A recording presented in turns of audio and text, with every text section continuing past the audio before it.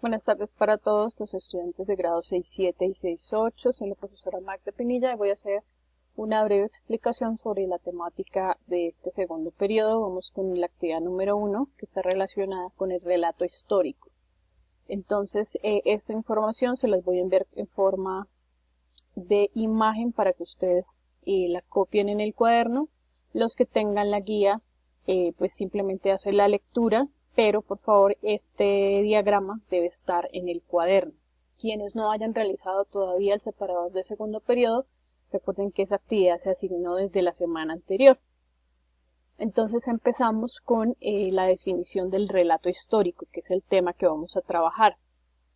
Un relato histórico, pues obviamente tiene que ver con la historia, que es la ciencia encargada de contar, de narrar acontecimientos que suceden en el pasado y las incidencias que esos sucesos tienen pues a futuro o en el presente. Entonces vemos como el relato histórico, aquí en este primer círculo, nos dice que es una narración que nos cuenta sobre esos sucesos y desde la versión particular de quien lo cuenta, es decir, hay una persona que observa ese momento y nos va a hacer un recuento de lo que sucede. También nos indica que ese relato histórico es testimonial, presenta la versión de los hechos, entonces es diferente si la versión la da una persona, si la da, por ejemplo, en el caso de una guerra, es diferente si lo cuentan los que ganan, así esa versión la cuentan las personas que pierden en la guerra. Entonces, por eso nos habla del testimonio. Es importante porque ahí nos da algunos aspectos o características que quien cuenta la historia, el narrador, le va a dar a su relato. También nos dice en la parte superior que el relato histórico es propio de los seres humanos. Si bien es cierto que varias especies tienen sistemas complejos de comunicación, por ejemplo las abejas danzan en el aire para avisarle a sus compañeras que hay comida, o el sistema de comunicación de los delfines, lo que sí es cierto es que, por ejemplo, no se ha podido pues establecer o comprobar que los animales reconozcan el presente, el pasado y el futuro. Ellos viven en el presente. Digamos que ellos no pueden hablar sobre sucesos que ya son del pasado, por ejemplo, contarlo. Entonces, esa capacidad de contar es propia de los seres humanos, contar historias.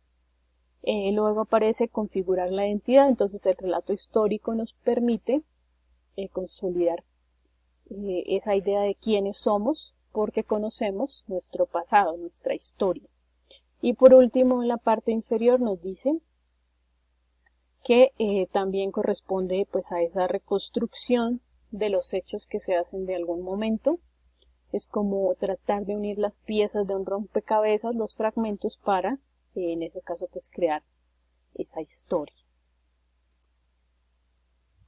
Entonces, si pensamos en sucesos del pasado y cómo nos contarían esos sucesos las personas que los vivieron, entonces, por ejemplo, la vida de Jesús, ¿qué pasaría si alguien pudiera contarnos cómo experimentó pues esa vida del Maestro Jesús?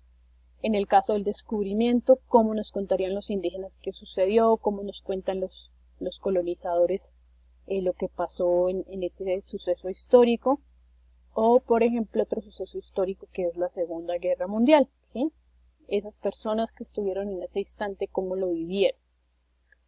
Entonces, para eso tenemos acá este fragmento del libro El diario de Ana Frank, que pues es una niña de origen judío que tuvo que esconderse durante mucho tiempo en una especie de buhardilla para poder escapar del ejército nazi.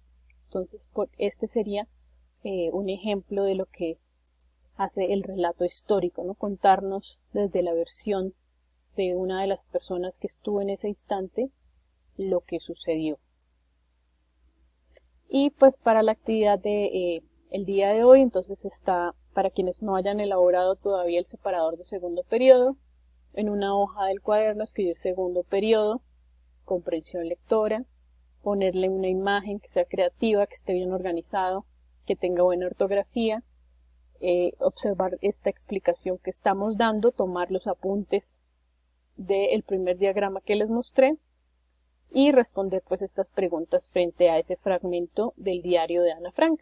Eso es lo que deben realizar pues para el día de hoy. Quien vaya terminando puede ir enviando pues las evidencias.